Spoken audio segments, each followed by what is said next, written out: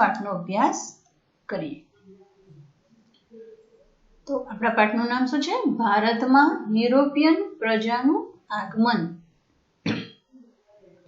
તો આગળના ધોરણમાં આપણે શીખી ગયા કે વર્ષો અગાઉ આપણો ભારત દેશ દુનિયામાં અગ્રીમ હરોળમાં હતો. વિશ્વમાં આપણા દેશનું અનોખું મહત્વ હતું. આખા વિશ્વમાં આપણો દેશ એટલો પ્રખ્યાત હતો સમૃદ્ધિની દ્રષ્ટિએ, સંસ્કૃતિની દ્રષ્ટિએ, કે આખા વિશ્વની અંદર આપણો દેશ અનોખું મહત્વ ધરાવતો હતો. દેશ પરદેશના લોકો આપણી સમૃદ્ધિ અને સંસ્કૃતિથી પ્રભાવિત થઈ રહ્યા હતા. વિશ્વના ઘણા લોકો આપણા દેશમાં વેપાર કરવા અને ધન કમાવા આતુર હતા. આપણો દેશ એટલો બધો સમૃદ્ધ હતો મિત્રો કે વિશ્વના લોકોને આપણા દેશમાં વેપાર કરવાની ઈચ્છા જાગી અને ધન કમાવા માટે આતુર થઈ ગયા. જો કે આ અગાઉ પણ જમીન માર્ગે અહીં વિદેશી વેપારીઓ વાયવ્ય સરહદેથી આવતા અને વેપાર કરતા હતા. કયા માર્ગે? જમીન માર્ગે. વેપાર તો થતો જ હતો. આપણો દેશ તો પહેલેથી જ દુનિયાની અંદર અગ્રીમ હરોળમાં હતો. એની સમૃદ્ધિ અને સંસ્કૃતિથી પ્રભાવિત થઈને વિશ્વના લોકો ધન કમાવા, વેપાર કરવા આવતા હતા. જમીન માર્ગે આવતા અને જળ માર્ગે પણ આવતા. પરંતુ જમીન માર્ગે આરબ વેપારીઓ વર્ષોથી વેપાર ખેડતા. જમીન માર્ગે આરબો વર્ષોથી વેપાર ખેડતા, પરંતુ તુર્કોએ કોન્સ્ટેન્ટિનોપલ જીતી લેતા પરિસ્થિતિ બદલાઈ. જો મિત્રો, તુર્કોએ કોન્સ્ટેન્ટિનોપલ, હવે કોન્સ્ટેન્ટિનોપલની વાત છે અહીંયા તો તુર્કિસ્તાન. તો કોન્સ્ટેન્ટિનોપલ જીતી લેતા પરિસ્થિતિ બદલાઈ ત્યારે જમીન માર્ગે વેપાર અટકી પડ્યો. જમીન માર્ગે જે કંઈ પણ વેપાર થતો હતો એ વેપાર શું થઈ ગયો? અટકી પડ્યો. કેમ? કારણ કે તુર્કોએ કોન્સ્ટેન્ટિનોપલ જીતી લીધું. કારણ કે કોન્સ્ટેન્ટિનોપલ દ્વારા જમીન માર્ગ આવતો હતો અને એ જમીન માર્ગે વેપાર થતો હતો. હવે એ જમીન માર્ગ જ બંધ થઈ ગયો. કોન્સ્ટેન્ટિનોપલ જ તુર્કોએ જીતી લીધું તો પરિસ્થિતિ બદલાઈ ગઈ અને જમીન માર્ગે વેપાર અટકી પડ્યો. જેથી યુરોપિયન દેશોમાં ભારતની ચીજવસ્તુઓ જેવી કે રેશમ, સુતરાઉ કાપડ, મલમલ, મરી મસાલા, તેજાના, ગળી વગેરેની માંગ વધી ગઈ. કારણ કે વેપાર તો અટકી પડ્યો એટલે આ બધી ચીજવસ્તુઓની માંગ શું થઈ ગઈ? વધી ગઈ. અને આ પરિસ્થિતિઓનો લાભ લેવા યુરોપના મોટા ભાગના દેશોએ ભારત પહોંચવાના જળમાર્ગો શોધી કાઢવાની યોજનાઓ અમલમાં મૂકી. જો મિત્રો, કારણ કે આપણો દેશ પહેલાથી જ સમૃદ્ધિ અને સંસ્કૃતિથી લોકોને પ્રભાવિત કરી રહ્યો હતો અને એ પ્રભાવિત થઈને વિશ્વના લોકો આપણા દેશમાં વેપાર કરવા, ધન કમાવા તો આતુર જ હતા. જમીન માર્ગે તથા જળ માર્ગે પણ વેપાર ચાલુ જ હતો. પરંતુ જમીન માર્ગે જે વેપાર ચાલુ હતો એમાં યુરોપ દ્વારા તુર્કોએ કોન્સ્ટેન્ટિનોપલ જીતી લીધું એટલે કે યુરોપના લોકોનો જમીન માર્ગનો જે વેપાર હતો તે અટકી ગયો. એટલે યુરોપની પ્રજાએ એવું વિચાર્યું કે હવે તો જમીન માર્ગ બંધ થઈ ગયો, તો વેપાર આપણો અટકી ગયો છે ને એ વેપાર તો આપણે કરવાનો જ રહ્યો. કારણ કે આપણા દેશને આધારે એ લોકો ખૂબ જ ધન કમાતા હતા અને એ ધન કમાવાની આવક એમની લાલચ બંધ થવા લાગી. એટલે આખરે એમણે કયો નિર્ણય લીધો? તો ભારત પહોંચવાના જળ માર્ગો શોધી કાઢવાની યોજનાઓ અમલમાં મૂકવાનો વિચાર કર્યો કે જમીન માર્ગ ભલે બંધ થઈ ગયો પણ આપણે હવે જળ માર્ગ શોધી કાઢીએ. જો મિત્રો, હવે આ રહ્યું કોન્સ્ટેન્ટિનોપલ. તો કોન્સ્ટેન્ટિનોપલ દ્વારા આપણા ભારતના કાલિકટ અને કોચીન જેવા બંદરે ખૂબ જ પ્રમાણમાં આપણે વસ્તુઓ જોઈ, તેજાના, મરી મસાલા, મલમલ, ગળી વગેરેનો વેપાર જમીન માર્ગે થતો હતો. તો એ તુર્કોને લીધે બંધ થઈ ગયો. ત્યારબાદ અહીંયાથી જુઓ, લિસ્બન એટલે કે પોર્ટુગલ લોકોએ એટલે કે યુરોપની પ્રજા પોર્ટુગલ એમણે જળમાર્ગ શોધવાનો પ્રયત્ન કર્યો. અહીંયાથી કાલિકટ અને કોચીન બંદર. ત્યારબાદ ધીરે ધીરે ધીરે ઘણા બધા જળમાર્ગ એમણે શોધી કાઢ્યા, પરંતુ સૌપ્રથમ જળમાર્ગ ક્યારે શોધાયો, કોણે એની શરૂઆત કરી, એવે આપણે આગળ જોઈએ. જો મિત્રો, સમય જતા યુરોપના અન્ય દેશોના સાહસિક સાગરખેડૂએ ભારત આવવાનો જળમાર્ગ શોધી કાઢવા માટેની શરૂઆત કરી. આપણે જોયું તેમ કે યુરોપની પ્રજાએ વિચાર્યું કે હવે આપણે જળમાર્ગ શોધવાની જરૂર છે, તો યુરોપના અન્ય દેશોના સાહસિક સાગરખેડૂએ ભારત આવવાનો જળમાર્ગ શોધી કાઢવાની વિચારણા કરી અને એ પ્રયત્નો ચાલુ પણ કરી દીધા. એમાં જે પ્રથમ નામ છે ક્રિસ્ટોફર કોલંબસ. શું નામ છે? Christopher Columbus. તો ભારત આવવાનો જળમાર્ગ શોધવાનું બીડું ઝડપનાર અનેક સાહસિકોમાંનો એક તે છે ક્રિસ્ટોફર કોલંબસ. તે ક્યાંનો રહેવાસી હતો મિત્રો? ઇટાલીનો. આ વસ્તુ યાદ રાખજો. ક્રિસ્ટોફર કોલંબસ કે જે ભારત આવવાનો જળમાર્ગ શોધવાનું બીડું ઝડપનાર પ્રથમ વ્યક્તિ, એ ક્યાંનો હતો? તો ઇટાલીનો. ઇટાલીનો રહેવાસી પ્રસિદ્ધ ક્રિસ્ટોફર કોલંબસ હતો. તે એવું માનતો હતો કે પૂર્વમાં જવા માટે પશ્ચિમ બાજુથી પણ જઈ શકાય. આપણે નકશામાં જોયું તેમ તે માનતો હતો કે ભારતમાં પૂર્વમાં જવા માટે પશ્ચિમ બાજુથી પણ જઈ શકાય. આમ શાથી વિચાર્યું હશે તે વિચારો, કારણ કે કોલંબસે એ રીતનો પ્રયત્ન કરેલો કે આખરે તે આકસ્મિક રીતે અમેરિકા જઈ ચડ્યો. તે એવું જ વિચારતો હતો કે હું ભલે પૂર્વમાં જવા માટે પશ્ચિમ બાજુથી જઈ શકીશ અને મને ભારત આ રસ્તો પહોંચાડશે જ, પરંતુ મિત્રો તે એમાં સફળ થઈ શક્યો નહીં.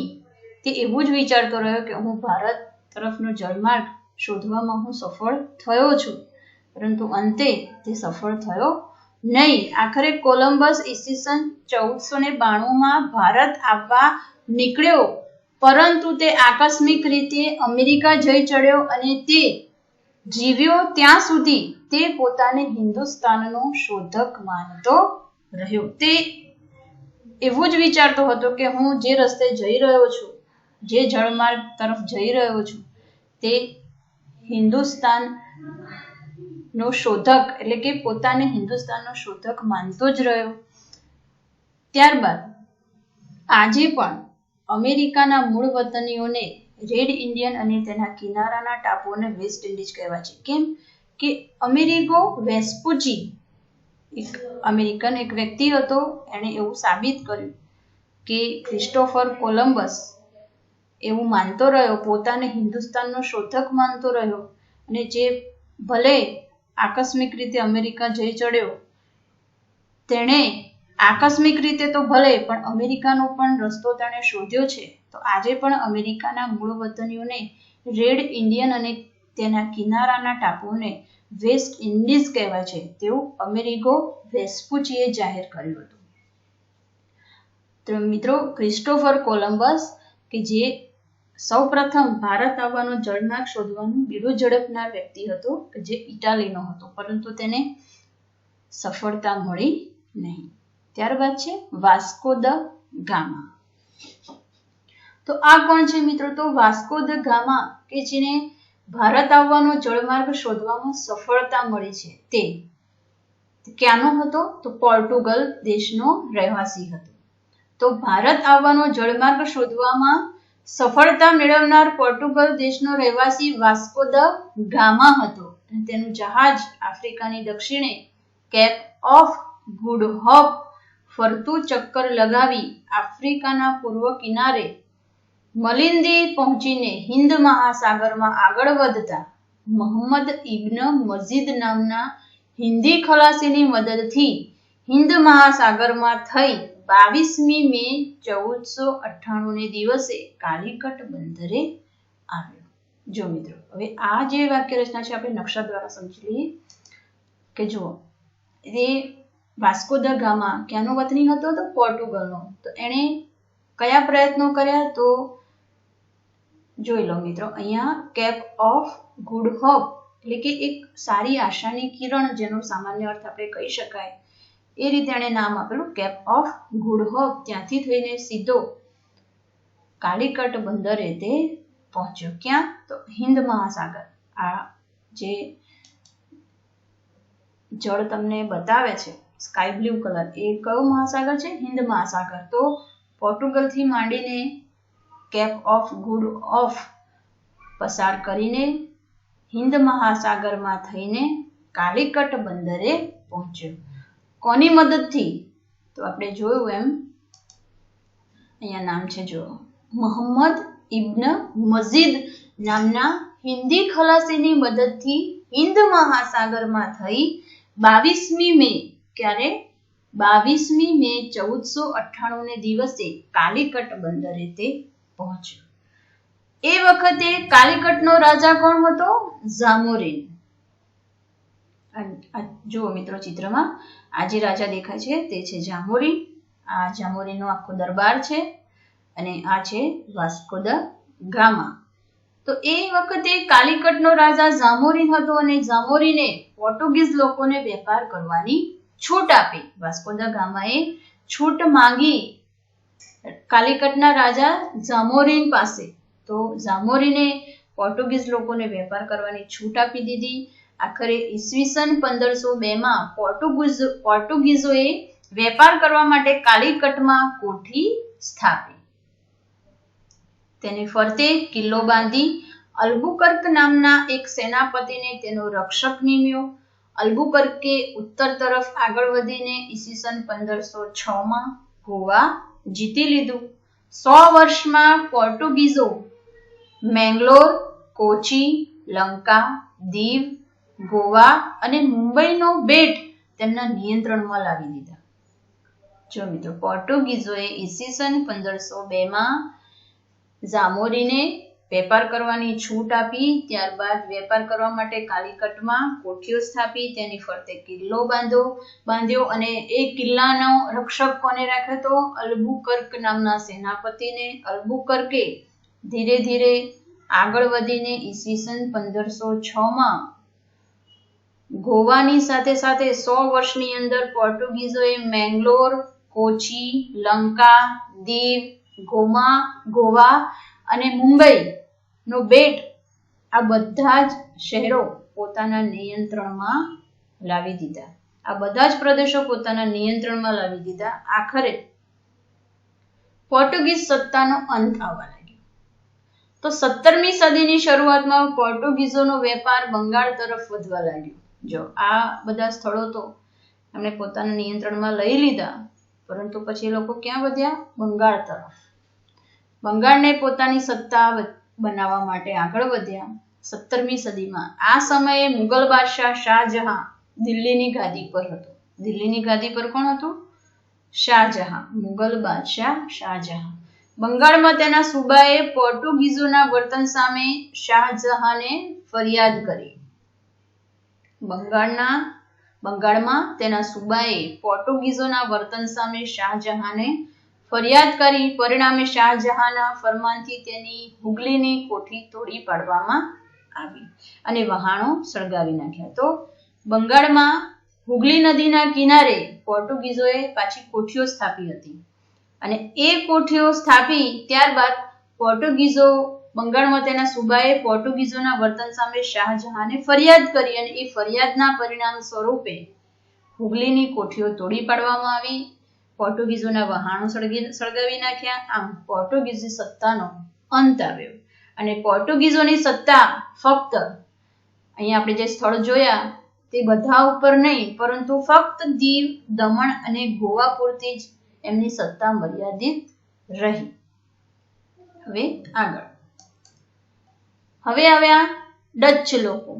પોર્ટુગીઝો સત્તાનો તો અંત આવ્યો. હવે કોણ આવ્યું?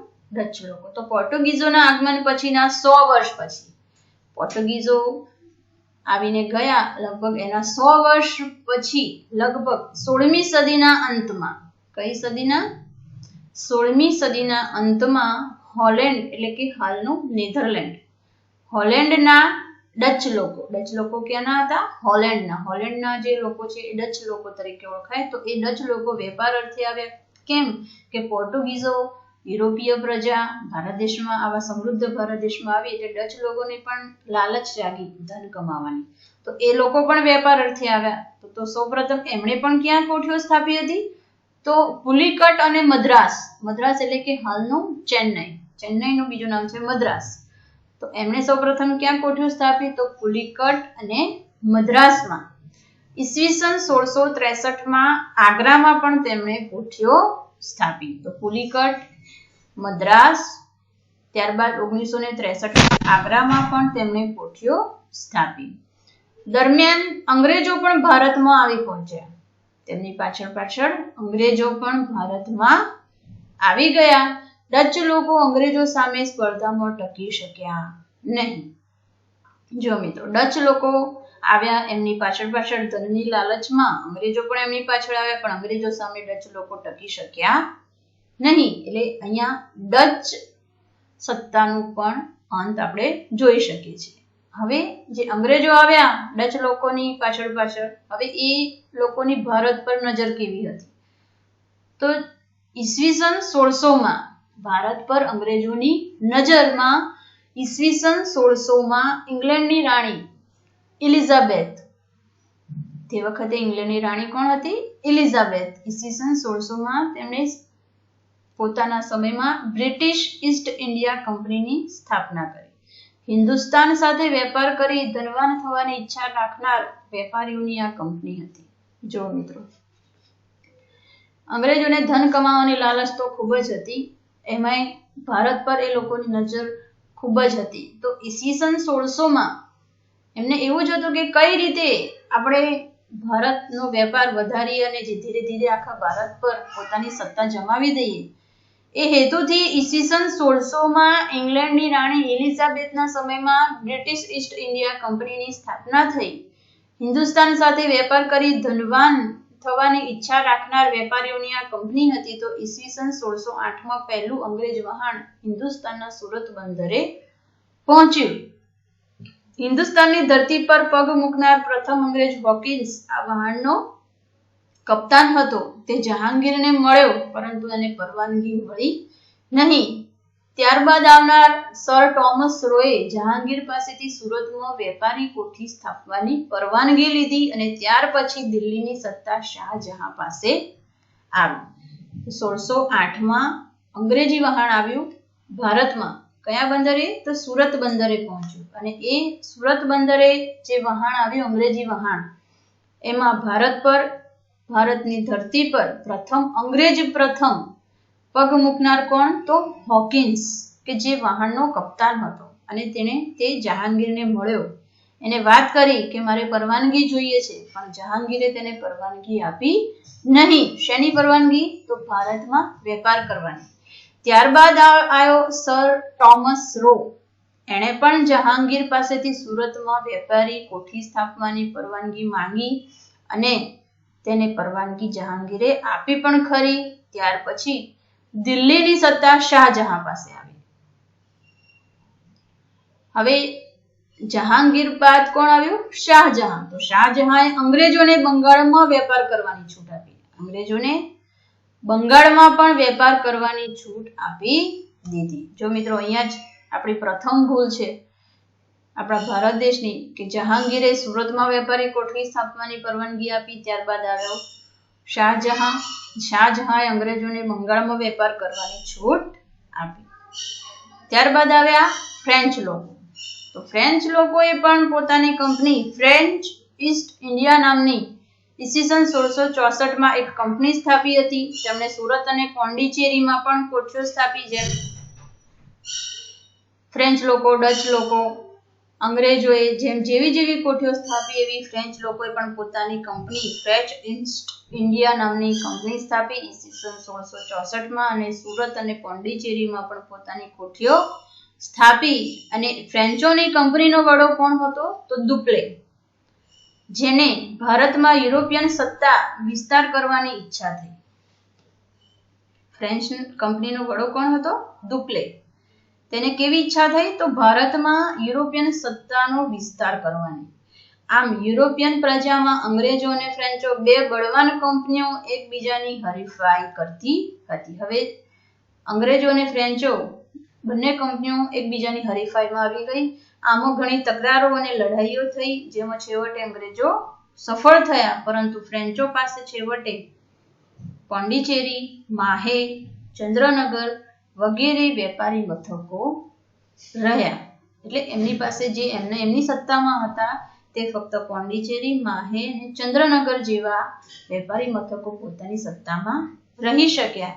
એ અંગ્રેજો સામે સફળ થઈ શક્યા નહીં. આખરે ફ્રેન્ચ સત્તાનો પણ અહીંયા અંત આવ્યો. હવે આગળ કે બંગાળમાં અંગ્રેજોનો વેપાર, એમને બંગાળમાં જુઓ વેપાર કરવાની છૂટ તો મળી જ ગઈ હતી, એટલે એ લોકો તો પોતાની સત્તા વધારવામાં જ માનતા હતા. એટલે આપણો મુદ્દો કયો છે? બંગાળમાં અંગ્રેજોનો વેપાર. તો ઈસવીસન 1651માં હુગલી નદીને કિનારે અંગ્રેજોએ વહેલો વેપાર કરવાની શરૂઆત કરી.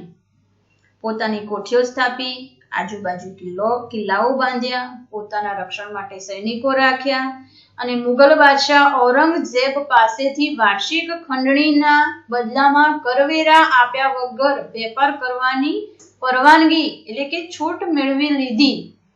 જો મિત્રો, વહેલો વેપાર કરવાની શરૂઆત પણ કરી દીધી, કોઠીઓ પણ સ્થાપી દીધી, આજુબાજુ કિલ્લાઓ પણ બાંધ્યા અને પોતાના રક્ષણ માટે સૈનિકો પણ રાખ્યા. અને આ ઉપરાંત પણ ત્યાંના મુગલ બાદશાહ ઔરંગઝેબ પાસેથી વાર્ષિક ખંડણીના બદલામાં કરવેરા અમે આપીશું નહીં, કરવેરા આપ્યા વગર અમે વેપાર કરીશું તેવી પરવાનગી પણ તે લોકોએ મેળવી લીધી. જો મિત્રો, આ અંગ્રેજોના વહાણો અને એમની કોઠીઓ. તો વિવિધ સમયે બ્રિટિશ અને સ્થાનિક શાસન જો ધીમે ભારત પર તે લોકોનું શાસન વધતું ગયું.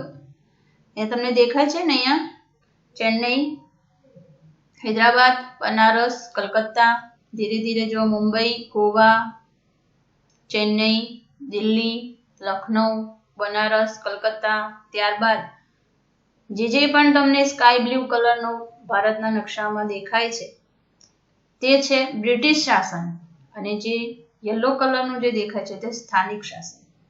તો જુઓ, અહીંયા બ્રિટિશ શાસન, સ્થાનિક શાસન ધીમે અહીંયા વધતું જાય છે. અહીંયા પણ ધીમે એનો વધારો થતો જોવા મળે છે. એટલે કે મિત્રો, અહીંયા એ જ વિચારવાનું છે કે ધીરે કંપનીને વધુ ધન કમાવાની લાલચ જાગી અને પોતાની સત્તા તે વધારવા લાગ્યા.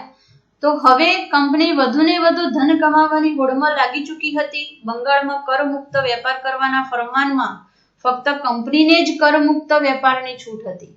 આખી એક કંપની જે સ્થાપી હોય વેપાર કરવા માટે એને જ કર ન ભરવાનો એવો નિયમ હતો, પરંતુ કંપનીના અધિકારીઓ વ્યક્તિગત વેપાર કરતા તેમાં પણ કર આપતા નહીં. કદાચ કોઈ અંગ્રેજ ખાનગી રીતે પોતાનો વ્યક્તિગત વેપાર કરે તેમાં પણ એ પોતે કર આપતો નહીં, જેથી બંગાળની કરવેરાની આવક ઘટી ગઈ, જેનો બંગાળના નવાબ મુર્શિદ અલી ખાને તેનો વિરોધ કર્યો. જો મિત્રો, અંગ્રેજોએ કર આપવાની તો ના પાડી દીધી, વ્યક્તિગત વેપાર ચાલુ કર્યો, એમાં પણ કર ના આપ્યો. આખરે બંગાળની કરવેરાની આવક ઘટી ગઈ, જેનો બંગાળના નવાબ મુર્શિદ અલી ખાને તેનો વિરોધ કર્યો. કારણ કે કોઈક તો હોય ને કે જેને અન્યાય સહન ન થાય મિત્રો. તો એવો એક વ્યક્તિ બંગાળનો નવાબ મુર્શિદ અલી ખાન કે જેણે વિરોધ કર્યો કે આ ચાલશે નહીં.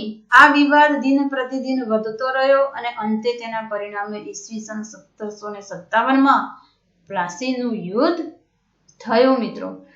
તો તમે યાદ રાખજો કે બંગાળના નવાબ મુર્શિદ અલી ખાને અંગ્રેજોનો બંગાળમાં જે કરમુક્ત વેપાર કરવાની વાત હતી તેનો વિરોધ કર્યો, અને આ વિવાદ ધીરે યુદ્ધમાં બદલાયો, અને એ યુદ્ધ ઈસવીસન 1757માં પ્લાસીના યુદ્ધ તરીકે ઓળખાયું. હવે આપણું ટાઇટલ છે પ્લાસીનું યુદ્ધ. તો આપણે પ્લાસીનો શબ્દનો અર્થ પહેલા મેળવી લઈએ. તો પ્લાસી નામ કેમ પડ્યું? તો ખરેખર મૂળ નામ એનું પલાશી છે, અને પલાશ એટલે કે પલાશનું વૃક્ષ, ખાખરાનું વૃક્ષ. તો ખાખરાના વૃક્ષો પરથી તેનું નામ પડેલ છે. અને પલાશ એટલે કે ખાખરાના વૃક્ષના ફૂલ લાલ રંગના થાય છે. તેનો ગુલાલ અને હોળીના રંગોમાં ઉપયોગ થાય છે. એટલે કે આ જગ્યાએ જે યુદ્ધ જાહેર થયું એ પ્લાસી સ્થળ હતું અને એના નામે એ યુદ્ધનું નામ પડ્યું પ્લાસીનું યુદ્ધ. તો મિત્રો 1756 ઈસવીસન 1756 સિરાજ ઉદ દૌલા બંગાળનો નવાબ બન્યો, જેની અંગ્રેજો પર ધાક હતી. અંગ્રેજો થોડા બીતા હતા. શેનાથી? કોનાથી? સિરાજ ઉદ દૌલાથી. જેથી અંગ્રેજો તેને પસંદ ન કરતા હતા. સિરાજ બંગાળનો નવાબ ન રહે તે માટે અંગ્રેજોએ કૂટનીતિ કરી અને સિરાજ ઉદ દૌલાના હરીફોને મદદ કરી. સિરાજ ઉદ દૌલાએ કંપનીને હુકમ કર્યો કે કંપની રાજ્યની બાબતમાં દખલ કરવાનું બંધ કરે, અંગ્રેજો તેની કોઠીઓની કિલ્લેબંધી કરવાનું બંધ કરે અને કાયદેસરનો કર ભરી શરતોનું પાલન કરે અને વેપાર કરે તેવું સિરાજ ઉદ દૌલાએ જાહેર કર્યું. કારણ કે સિરાજ ઉદ દૌલાને અંગ્રેજો સામે વિરોધ હતો, એમની નીતિ ઉપર વિરોધ હતો, એમના નિયમના આધારે જે વેપાર થઈ રહ્યો હતો એનો વિરોધ હતો. તો એણે જાહેર કર્યું કે કિલ્લેબંધી કરવાનું બંધ કરે, કાયદેસરનો કર ભરે અને શરતોનું પાલન કરે અને વેપાર કરે. તો આ બાબતે બંને પક્ષ સમાધાન માટે તૈયાર ન થયા. અંગ્રેજો અને સિરાજ ઉદ દૌલા વચ્ચે કોઈ પણ જાતનું સમાધાન થયું નહીં. તેથી નવાબે 30,000 સૈનિકોને સાથે રાખી અંગ્રેજ કોઠી પર હુમલો કરાવ્યો.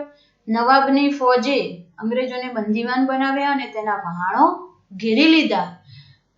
અંગ્રેજ સેનાએ રોબર્ટ ક્લાઇવની આગેવાનીમાં વળતો હુમલો કર્યો. સિરાજ ઉદ દૌલાએ 30,000 સૈનિકો સાથે અંગ્રેજોને બંદીવાન બનાવ્યા, વહાણો ઘેરી લીધા અને એની સામે કોણે હુમલો કર્યો? તો અંગ્રેજ સેનાએ રોબર્ટ ક્લાઇવની આગેવાનીમાં વળતો હુમલો કર્યો. રોબર્ટ ક્લાઇવે સિરાજ ઉદ દૌલાના એક સેનાપતિ મીર જાફરને નવાબ બનાવવાની લાલચ આપી. જો મિત્રો એમની કપટ નીતિ તો જુઓ તમે. સિરાજ ઉદ દૌલા એમની વિરોધમાં હતો એટલે એમને પસંદ નહોતો. સિરાજ ઉદ દૌલાએ અંગ્રેજોને બંદીવાન બનાવ્યા, હુમલો કર્યો, વહાણો ઘેરી લીધા. સામે અંગ્રેજોએ પણ વળતો હુમલો કર્યો અને એમાંય પણ એ લોકો ના ફાવ્યા તો આખરે કપટ નીતિ ઉપર આવ્યા અને સિરાજ ઉદ દૌલાના એક સેનાપતિ મીર જાફરને નવાબ બનાવવાની લાલચ આપી અને તેની મદદ માંગી, તેને રાજી કરી લીધો. તો પ્લાસીના યુદ્ધમાં ક્લાઇવે સિરાજ ઉદ દૌલાને હરાવી તેનું દગાથી ખૂન કર્યું. જો મિત્રો ક્લાઇવે સિરાજ ઉદ દૌલાને કપટથી હરાવ્યો અને દગાથી તેનું ખૂન કરી નાખ્યું. એટલે કે ભારતમાં કંપનીની આ પહેલી લડાઈ હતી જેમાં ભારતમાં અંગ્રેજીની સત્તાની શરૂઆત થવાની હતી. માટે આ લડાઈ એક ભારતના ઇતિહાસમાં મહત્વની ઘટના ગણાય છે મિત્રો, અને આ બનાવથી ભારતનો આખો ઇતિહાસ બદલાઈ જાય છે. તો અહીંથી જ આપણે ભારતની બદનસીબીની શરૂઆત થઈ ગઈ હતી અને જે ઇતિહાસની અંદર મહત્વની ઘટના ગણાઈ ચૂકી છે અને ત્યારથી જ આપણા ભારતનો ઇતિહાસ બદલાયો મિત્રો. હવે આગળ આપણું ટાઇટલ શું છે? બક્સરની લડાઈ. તો પ્લાસીનું જે યુદ્ધ લડાયું, આપણા ભારતનો જે ઇતિહાસ જે યુદ્ધથી બદલાયો, જે ઘટનાથી બદલાયો, તો પ્લાસીના યુદ્ધ પછી મીર જાફરને, કારણ કે એને લાલચ તો આપી જ હતી અંગ્રેજોએ કે અમે તને નવાબ બનાવી દઈશું, તો રોબર્ટ ક્લાઇવે સિરાજ ઉદ દૌલાનું દગાથી ખૂન કરી દીધું અને આખરે મીર જાફરને બંગાળનો નવાબ બનાવીને કંપનીએ પોતાની ઈચ્છા સંતોષી. પરંતુ કંપનીને એવો માણસ જોઈતો હતો કે પોતાના ઈશારે કામ કરે, અંગ્રેજોનું જ કયું થાય, અંગ્રેજોના કયા પ્રમાણે એ વ્યક્તિ કામ કરે એવો માણસ એમને જોઈતો હતો. પરંતુ કેટલીક બાબતોમાં મીર જાફરે કંપનીનો વિરોધ કર્યો, તેથી કંપનીએ તેને દૂર કર્યો. તેની જગ્યાએ મીર કાસિમને નવાબ બનાવ્યો. કોને બનાવ્યો? મીર કાસિમને. મીર જાફર પછી કોણ આવ્યું? મીર કાસિમને નવાબ બનાવી દીધો. નવાબ બનાવ્યા પછી મીર કાસિમ કંપનીને પરેશાન કરવા લાગ્યો, તે દખલગીરી કરવા લાગ્યો. એટલે અંગ્રેજોને પાછું એ પણ પસંદ પડ્યું નહીં અને આખરે ઈસવીસન 1764 બક્સરની લડાઈ દ્વારા તેને હરાવીને મીર જાફરને પાછો બીજી વાર બંગાળનો નવાબ બનાવી દીધો. મીર જાફરને હરાવ્યો, ત્યારબાદ મીર કાસિમને લાવ્યા અને મીર કાસિમ પણ પસંદ ન આવતા ફરી પાછો 1764 બક્સરની લડાઈ દ્વારા, બક્સરના યુદ્ધમાં મીર જાફરને બીજી વાર બંગાળનો નવાબ બનાવી દીધો. એમાં મીર કાસિમને હાર આપી. ત્યારબાદ 1765 જે નવાબ બનાવ્યો મીર જાફરને, તેનું મૃત્યુ થયું. તે પછી કોણ આવ્યું નવાબ? તો ખુદ રોબર્ટ ક્લાઇવ બંગાળનો નવાબ બની બેઠો. આમ બંગાળથી શરૂ થયેલા અંગ્રેજ શાસને પૂરા ભારતને કેવી રીતે ગુલામીની જંજીરમાં જકડી લીધું અને ઈસ્ટ ઇન્ડિયા કંપની એક વેપારી કંપનીમાંથી આગળ વધતા આખા ઉપખંડની શક્તિશાળી સત્તા બની ગઈ. તો મિત્રો, તે વિશે આપણે વધુ વાત આગળના પ્રકરણમાં શીખીશું. તો આપણા ધોરણ 8ના પ્રથમ પ્રકરણમાં મિત્રો આટલો અભ્યાસ કરવાનો છે. અહીંયા આપણો પ્રથમ પાઠ પૂર્ણ થાય છે. તો પાઠના અભ્યાસ પ્રમાણે તમારે સ્વાધ્યાય તમારે વિષયની સામાજિક વિજ્ઞાન વિષયની નોટબુકમાં લખવાનો રહેશે.